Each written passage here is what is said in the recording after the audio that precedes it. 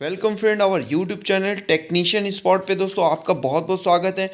जैसा कि आपको पता है कि प्रिंटिंग टेक्नोलॉजी से रिलेटेड मोस्ट इंपॉर्टेंट सीरीज चल रही है, उसी से रिलेटेड मैं ये पार्ट 8 लेके आया हूँ। इसमें मोस्ट इंपॉर्टेंट क्वेश्चंस हैं जो आपके एग्ज़ाम पॉइंट ऑफ व्यू से बहुत ही इंपॉर्टेंट रहने वाले हैं और इससे मैक्सिमम नंबर ऑफ क्वेश्चंस जो हैं वो एग्ज़ाम में आपके छपेंगे।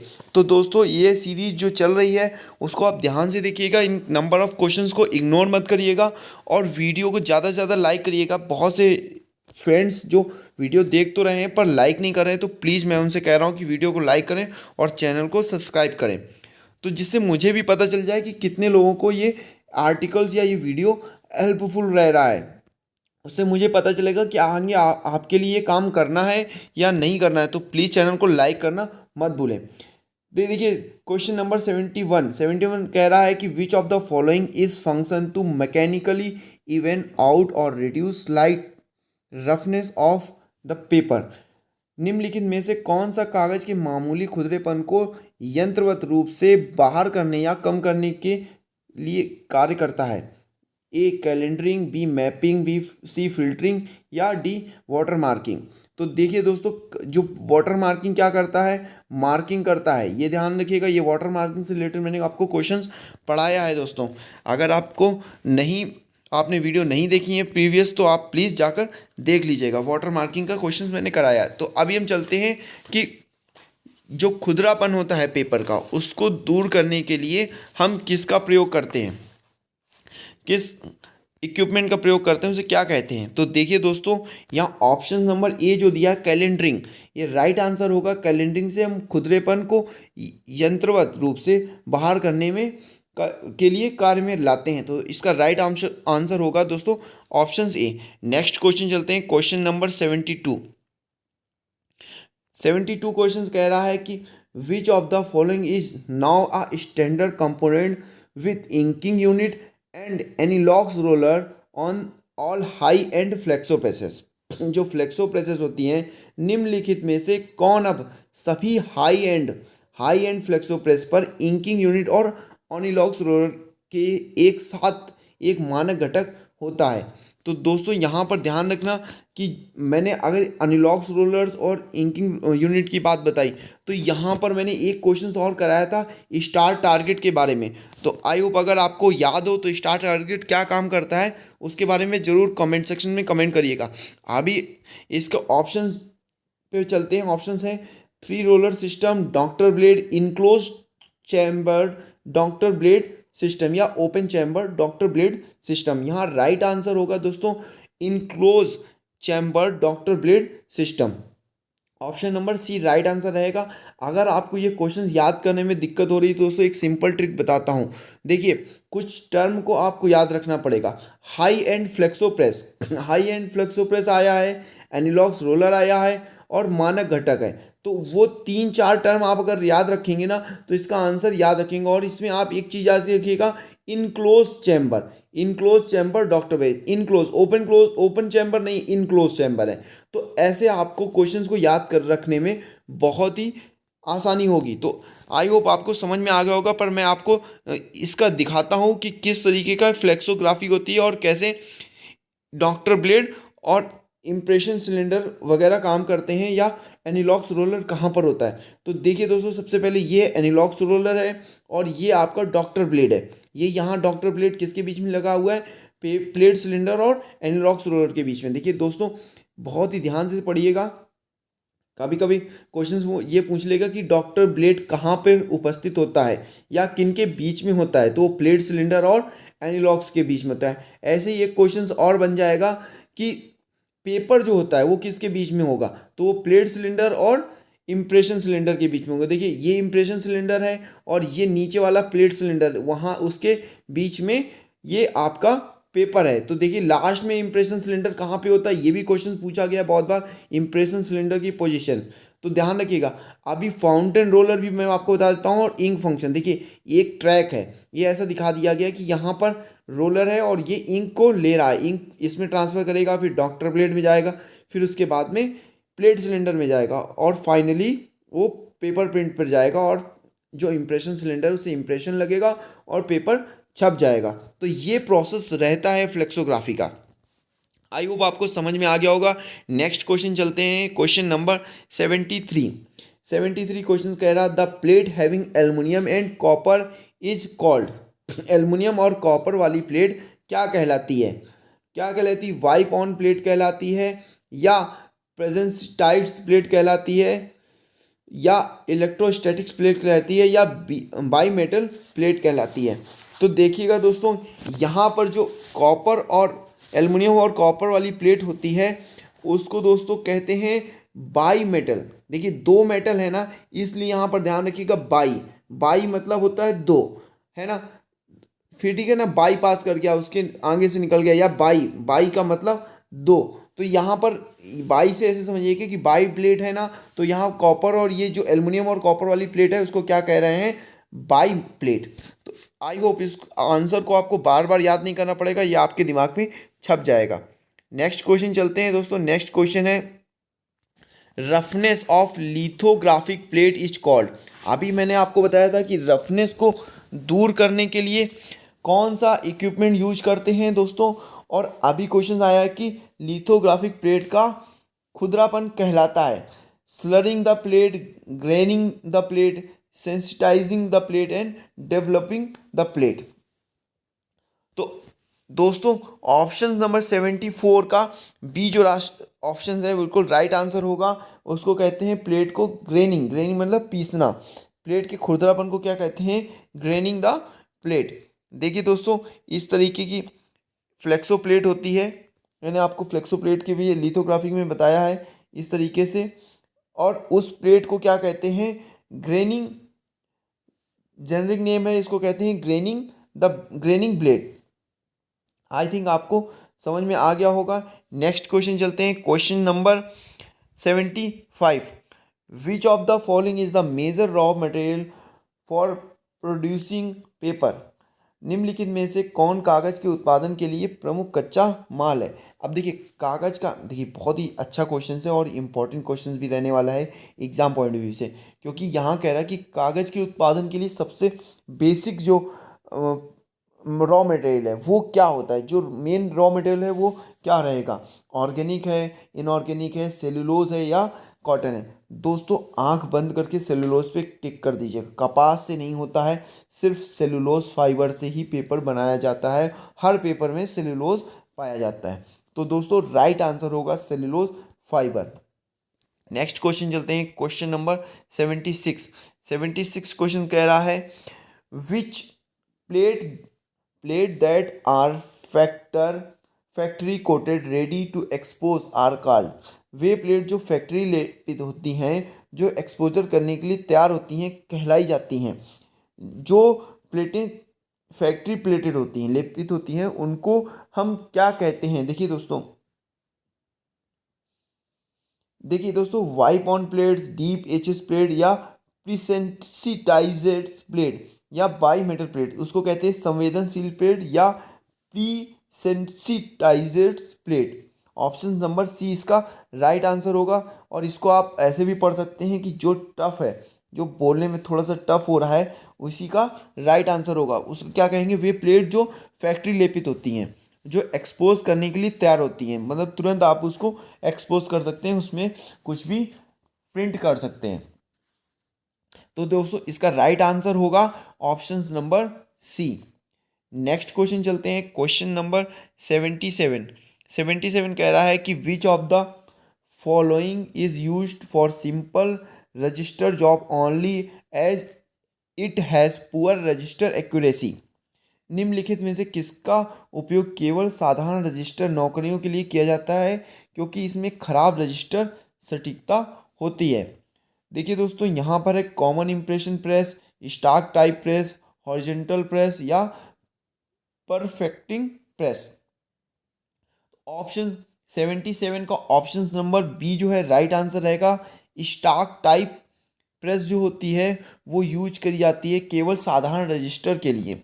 देखिए जो सिंपल रजिस्टर्स प्रेस होती है, सिंपल रजिस्टर्स जॉब होती हैं, उनके लिए स्टाक टाइप प्रेस का यूज करते हैं।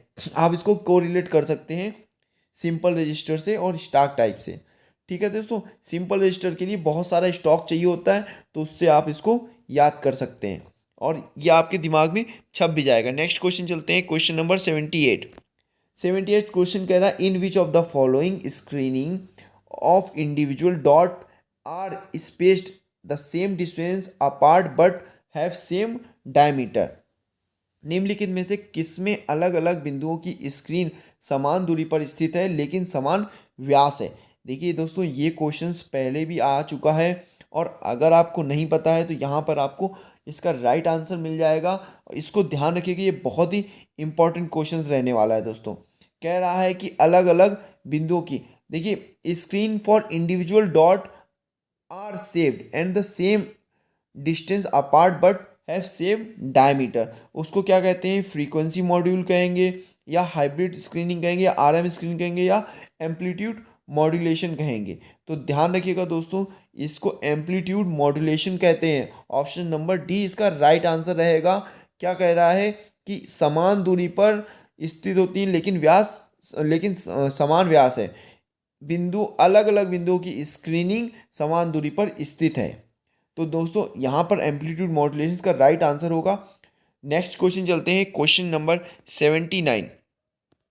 79 क्वेश्चन कह रहा है कि which of the following makes offset ink eco friendly at it does not evaporate at ambient temperature. Ambient temperature क्या होता है, देखिए, निम्नलिखित में से कौन ऑफसेट स्याही को पर्यावरण के अनुकूल बनाता है, क्योंकि यह परिवेश के तापमान पर वापसित नहीं होता है। एम्बियंट टेम्परेचर जो रूम टेम्परेचर होता है, जो सर्वभौमिक मतलब सभी जगह एक्यूरेट टेम्परेचर होगा 20। रूम टेम्परेचर कितना होता है आप लोग जरा बताएंगे, 27 डिग्री सेंटीग्रेड को रूम टेम्परेचर बोलते हैं। तो इस राइट आंसर क्या रहेगा दोस्तों, 79 क्वेश्चन का राइट आंसर रहेगा सी, ऑयल यूज एज सॉल्वेंट। तो ऑयल जो होते हैं उनको यूज करते हैं जो जो वाष्पित नहीं हो पाते हैं। यहाँ पे देखिए, क्वार्ट्ज यूज नहीं करते, मिनरल नहीं करते, बाइंडर नहीं करते, पर क्या करते हैं जो इको फ्रेंडली रहते हैं, इंक के साथ में, देखिए, इंक के साथ में ऑयल मिलाने से कोई दिक्कत नहीं होती है। हम प्राइमर या उसमें तारपीन का ऑयल मिलाते हैं ना दोस्तों, पेंटिंग वगैरह में, तो ध्यान रखिएगा। तो ऑयल यूज एज सॉल्वेंट, यहाँ राइट आंसर रहेगा ऑयल यूज एज सॉल्वेंट। ये जो आपका रूम टेम्परेचर उस पर नहीं उड़ते हैं, ठीक है। नेक्स्ट क्वेश्चन चलते हैं, क्वेश्चन नंबर 80। 80 कह रहा है कि what is JDF file format. ऐसे मैंने आपको JPEG का फुल फॉर्म बताया था, JPEG का फुल फॉर्म बताया था, तो ई के बारे में बताया था कि ई का मतलब होता है एक्सपर्ट ग्रुप। तो ध्यान ध्यान रखिएगा दोस्तों, JP या जी आप अगर नहीं भी याद रखेंगे, ई का मतलब याद रखेंगे तो आपको याद रहेगा। तो दोस्तों मेरी पुरानी वीडियो ज़रूर देख लीजिएगा, उसमें बहुत ही अच्छे से मैंने एक्सप्लेन किया है, और मैक्सिमम जितने मैं क्वेश्चंस करा रहा हूँ ये क्वेश्चंस आए हुए क्वेश्चंस हैं जो एग्ज़ाम में पूछे गए हुए हैं। तो ये क्वेश्चंस आपको और कहीं नहीं मिलेंगे, सिर्फ टेक्नीशियन स्पॉट में मिलेंगे, और एग्ज़ाम पॉइंट ऑफ व्यू से बहुत इंपॉर्टेंट रहने वाले हैं। तो what is JDF file format. JDF file format को बोलते हैं जॉब डेफिनेशन फॉर्मेट। अब देखिए, ज्वाइंट से आप इसको ये आप मत करिएगा, लिंक मत करिएगा JDF का मतलब। तो देखिए, ज्वाइंट नहीं है, जॉब डेफिनेशन फॉर्मेट है, जॉब परिभाषा प्रारूप कहते हैं इसको। तो राइट आंसर होगा job definition format. Next question चलते हैं दोस्तों, नेक्स्ट क्वेश्चन है 81। 81 क्वेश्चन कह रहा है कि which of the following include all the step which are carried out before the actual printing. निम्नलिखित में से किसमें वे सभी चरण शामिल हैं जो वास्तविक मुद्रण से पहले किए जाते हैं। तो दोस्तों ये राइट आंसर, इसका ध्यान से सुनिएगा, क्योंकि ये क्वेश्चंस आपका पक्की बात है कि छपेगा पेपर में, क्योंकि यहाँ पर आपसे प्रिंटिंग के बारे में पूछा है कि कौन से स्टेप्स शामिल होते हैं। सभी चरण शामिल हैं, ऐसे कौन सा स्टेप्स है या जो प्रिंटिंग करने से पहले इनको शामिल किया जाता है। तो ये पहला है post press work, pre press work, या प्रेस वर्क, और फिर है नन ऑफ द एबव। तो ऑप्शंस नंबर 81 का ऑप्शंस नंबर बी जो राइट आंसर होगा, pre press work.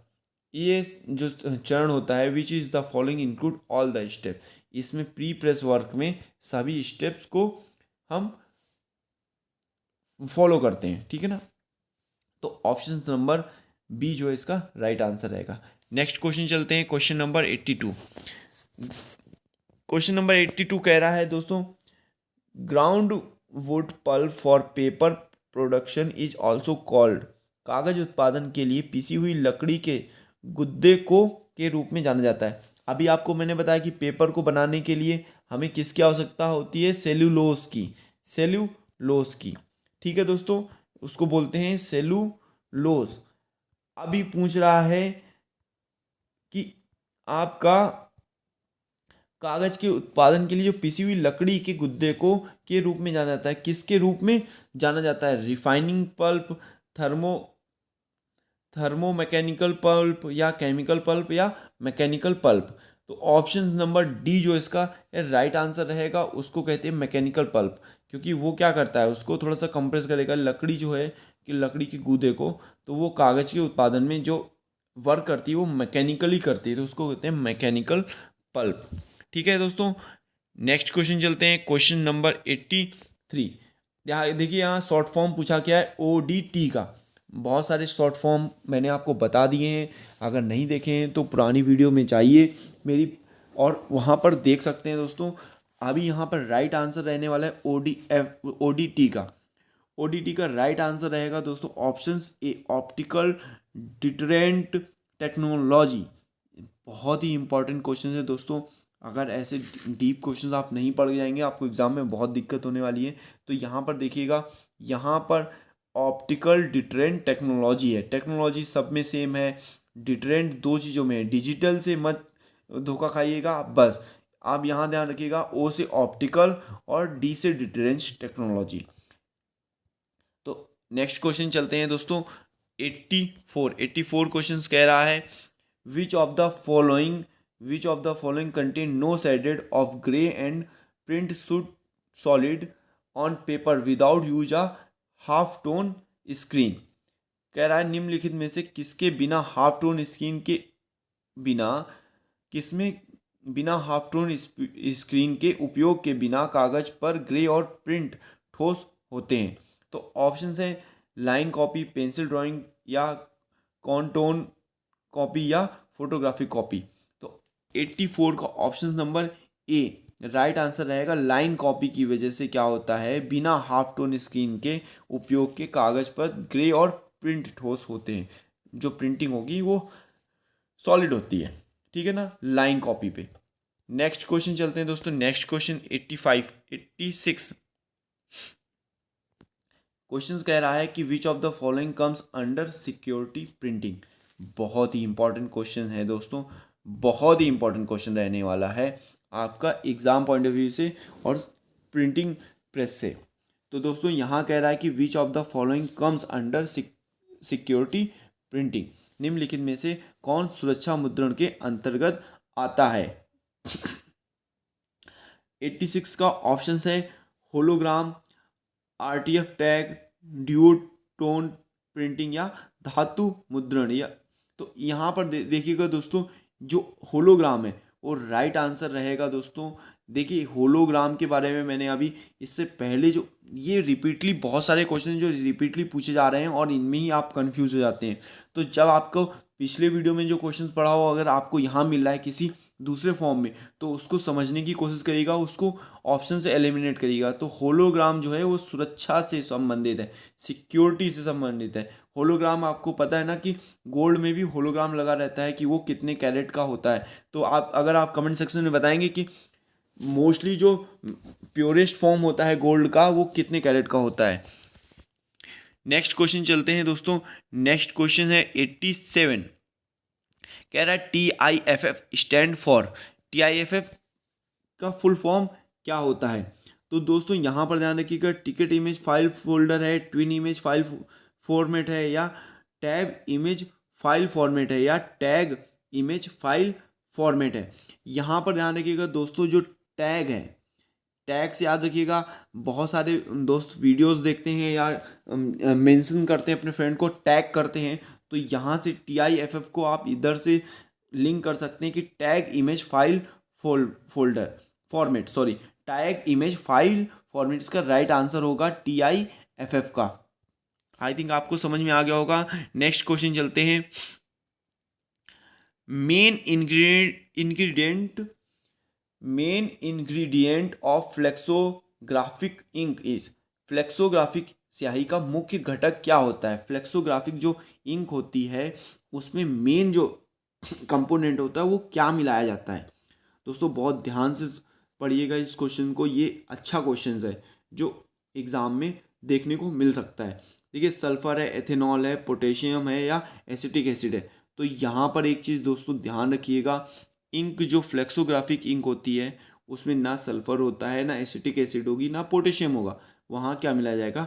Ethanol. Ethanol main component होता है, किस में होता है? आपका फ्लेक्सोग्राफिक इंक में। नेक्स्ट क्वेश्चन चलते हैं दोस्तों। नेक्स्ट क्वेश्चन नंबर 89 कह रहा है कि OCR, इस जितने भी शॉर्ट फॉर्म मैं करा रहा हूँ प्लीज़ सही से देख कर जाइएगा, आपको 2 से 4 शॉर्ट फॉर्म एग्जाम में जरूर दिख जाएंगे। OCR स्टैंड फॉर, OCR का फुल फॉर्म क्या है? OCR का मतलब क्या है? Object capture record, optical capture recognizing, या ऑप्टिकल कैप्चर रिकॉर्डिंग, या नन ऑफ द एबव। तो ऑप्शंस नंबर बी जो है इसका राइट आंसर होगा, optical character recognization. Optical optical character recognition.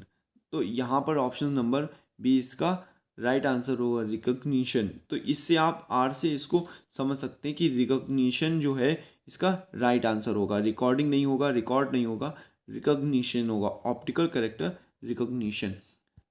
Next question चलते हैं, क्वेश्चन नंबर 90।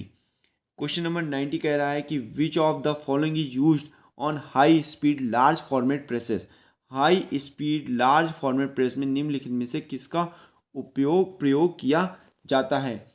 दोस्तों 4 ऑप्शन दिए हैं, ड्रैग लेस, पुल लेस, पुश लेस या पिन लेस। तो ध्यान से पढ़िएगा दोस्तों, यहाँ पर जो high speed large format presses हैं, जो high speed large format presses में मैं बार बार बोल रहा हूँ, हाई स्पीड लार्ज फॉर्मेट, जो लार्ज बड़े फॉर्मेट्स की प्रेसेस हैं वो जो फुल लेज पे काम करती, पुल लेज पे, पुल पुल मतलब उठाना, उस पे काम करती हैं, ड्रैग पे नहीं करती, पिन पे नहीं करती, पुश पे नहीं करती, और किस पे काम करती हैं? पुल लेस पे, पुल लेस पे काम करती हैं। तो राइट आंसर होगा ऑप्शन बी। नेक्स्ट क्वेश्चन चलते हैं। Next question 91। Pigment consist of molecules that are crosses linked with one another as crystals having a particle size of। तो पिगमेंट में अणु होते हैं जो एक दूसरे के साथ जुड़े होते हैं, जैसे क्रिस्टल के कण आकार होते हैं। तो क्रिस्टल के कण का आकार पूछ रहा है यहाँ पर दोस्तों, कितना साइज होता है उसके बारे में पूछ रहा है। तो देखिए दोस्तों, सबसे कम साइज होता है पर फिर भी 0.1 से 2 माइक्रोन के बीच में होगा। 0.1 से 2 माइक्रोन के बीच में होगा इसका क्रिस्टल साइज होगा। ठीक है दोस्तों। नेक्स्ट क्वेश्चन चलते हैं, क्वेश्चन नंबर 92 क्वेश्चन कह रहा है कि which of the following contains metallic particles and exhibit a change of colour and texture when viewed a different angle. निम्नलिखित में से किसमें धात्विक कण होते हैं और विभिन्न कोणों से देखने पर रंग और बनावट में परिवर्तन प्रदर्शित करते हैं? ऐसा किसमें है जिसमें धात्विक कण होते हैं, मेटेलिक पार्टिकल्स होते हैं? ये है bleeding ink, UV ink, coin reactive या इरिडेसेंट इंक। तो देखिए दोस्तों, यहाँ पर 4 ऑप्शंस बहुत ही पेचीदा हैं, तो थोड़ा ध्यान से समझिएगा। जो एरिडिसेंट है, एरिडिसेंट इंक होती है उसमें धात्विक कण होते हैं, उसमें कहते हैं मेटल पार्टिकल्स पाए जाते हैं। ना ब्लीडिंग इंक में, ना यूवी इंक में, ना क्वाइन रिएक्टिव इंक में है। यहाँ रिएक्टिव से कंफ्यूज मत होइएगा। तो जो धात्विक कण होते हैं वो होते हैं इंद्रधनुषी स्याही में। ठीक है ना दोस्तों, राइट आंसर डी हो जाएगा। नेक्स्ट क्वेश्चन चलते हैं। नेक्स्ट क्वेश्चन है 93। क्वेश्चन कह रहा है which of the following consist of row of directional straight line. निम्नलिखित में से किसे दिशात्मक सीधी रेखा की पंक्तियां होती हैं? विविध graphic, contour graphic, vector graphic या रूट ग्राफिक। देखिए दोस्तों 93 में जो ऑप्शन नंबर सी है उसका राइट आंसर होगा वेक्टर ग्राफिक। जो वेक्टर ग्राफिक होती हैं वो रो डायरेक्शन स्ट्रेट लाइन होती है, दिशात्मक सीधी रेखाओं की पंक्ति होती है, वो क्या होती है, वेक्टर। तो इससे आप समझ गए होंगे।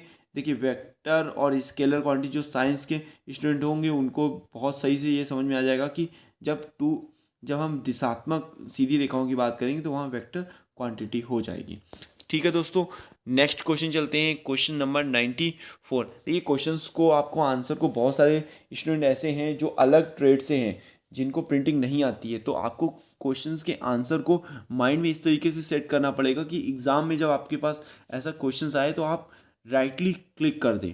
तो ठीक है, आप अपने तरीके से कोई भी तरीका लगा सकते हैं कि इससे आपको क्वेश्चंस के आंसर भी याद रहें और क्वेश्चंस भी याद रहें। फिर देखिए नेक्स्ट क्वेश्चन है, the method of converting continuous tone copy to a printable image is called. Continuous tone copy को प्रिंट करने योग्य इमेज में बदलने की विधि क्या कहलाती है। जो टोन कॉपी है उसको कंटिन्यूअस इमेज में, प्रिंट करने योग्य इमेज में बदलने की जो विधि होती है, जो प्रोसेस होता है, उसको क्या कहते हैं। देखिए ऑप्शन से है film assembly, image assembly, stripping या हाफ टोनिंग। तो दोस्तों यहाँ ध्यान रखिएगा, जो हाफ टोनिंग है इसका राइट आंसर होगा कंटिन्यूअस टोन, या यहाँ से रखिए हाफ टोनिंग। देखिए आंसर को इस तरीके से आप लिंक कर सकते हैं, कंटिन्यूअस टोन और हाफ टोनिंग। ठीक है दोस्तों, नेक्स्ट क्वेश्चन चलते हैं, क्वेश्चन नंबर 95। 95 कह रहा है waterless printing is also known as. निर्जल मुद्रण को के रूप में भी जाना जाता है। Dry offset, sheet fed offset, web fed offset, या नन ऑफ द एबव। देखिए जहाँ पर ये कह रहा है कि आपसे कि बिना पानी के से, मतलब हमने निर्जल मतलब पानी का, वाटरलेस है, पानी का यूज नहीं किया, तो पानी का यूज नहीं करें तो मतलब क्या कहेंगे, सूखा रहेगा। ठीक है ना दोस्तों, तो इससे आपको पता चलेगा ड्राई ऑफसेट बोलते हैं इसको। ड्राई ऑफसेट भी बोला जाता है, किसको बोला जाता है, सूखी ऑफसेट वाटरलेस प्रिंटिंग को। आई होप आपको समझ में आया होगा। नेक्स्ट क्वेश्चन चलते हैं, क्वेश्चन नंबर 96। देखिए दोस्तों क्वेश्चंस को में बहुत कुछ नहीं होता है, पर आपको थोड़ा सही से पढ़ना होता है और आपको आंसर याद हो जाते हैं। इंटेग्रो प्रिंटिंग को के रूप में जाना जाता है। Integro printing press is also called as planography process, screen process, gravure process, या रिलीफ प्रोसेस। तो दोस्तों 96 का जो सी है उसका राइट आंसर होगा 96 का सी। ग्रेव्योर प्रिंटिंग को इंटेग्रो प्रिंटिंग भी कहते हैं। तो राइट आंसर होगा दोस्तों gravure print process, option C. Next question चलते हैं दोस्तों 97। 97 क्वेश्चन बोल रहा है the three main categories into which the paper are divided are. तीन मुख्य श्रेणियां जिनमें पेपर विभाजित किया जाता है। पहली, पेपर किससे बनता है, फिर से कर लेते हैं, सेलुलोज से बनता है। पेपर की मोटाई किससे मानते हैं, डेंसिटोमीटर से मानते हैं। ठीक है ना दोस्तों, ऐसे कुछ कुछ चीज़ें जैसे ही पेपर के बारे में आए ना, 4-5 क्वेश्चंस आपके दिमाग में आ जाने चाहिए। फिर दोस्तों कह रहा है कि पेपर में तीन जो पार्ट हैं वो किस में, मेन कैटेगरीज किस में है, किस में आप डिवाइड किया जाता है। पहला है राइटिंग पेपर, प्रिंटिंग पेपर, है wrapping paper, packing paper. Wrapping मतलब पैकिंग पेपर, या foolscap paper, crown paper, या डेमी पेपर। फिर royal paper, royal folio paper, या रॉयल क्वार्टो पेपर। तो देखिए दोस्तों जो राइट आंसर है वो दोस्तों राइट आंसर है कि राइटिंग पेपर, प्रिंटिंग पेपर और रैपिंग पेपर। एक पेपर लिखने के लिए, पेपर पर लिखना, पेपर की प्रिंटिंग पेपर के लिए, और पैकेजिंग पेपर।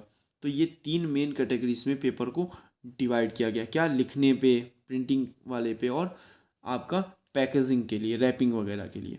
तो ये ऑप्शन का राइट आंसर रहेगा। नेक्स्ट क्वेश्चन चलते हैं 98।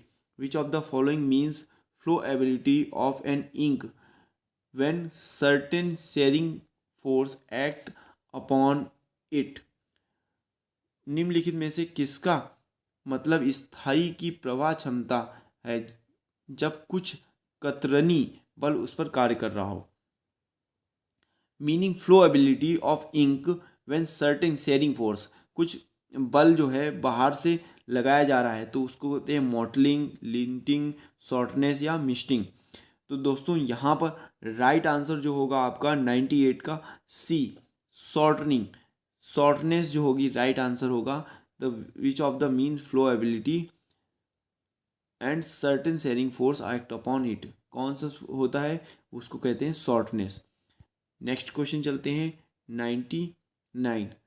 कह रहा है which of the following is Demi size, Demi size का क्या, डेमी का क्या साइज है, निम्नलिखित में से कौन सा डेमी का साइज होता है। तो दोस्तों 17.5 इंटू 22.5 का जो साइज होता है वो डेमी साइज होता है। ध्यान रखिएगा, Demi size 17.5 22.5, 17.5 22.5 Demi size, 17.5 22.5 Demi size, से आपको याद करने में आसानी होगी। नेक्स्ट क्वेश्चन चलते हैं और वीडियो का लास्ट क्वेश्चन है, ध्यान से पढ़िएगा दोस्तों। और आपको एक चीज़ और फिर से मैं बता देता हूँ कि चैनल को सब्सक्राइब करना और वीडियो को लाइक करना मत भूलिएगा।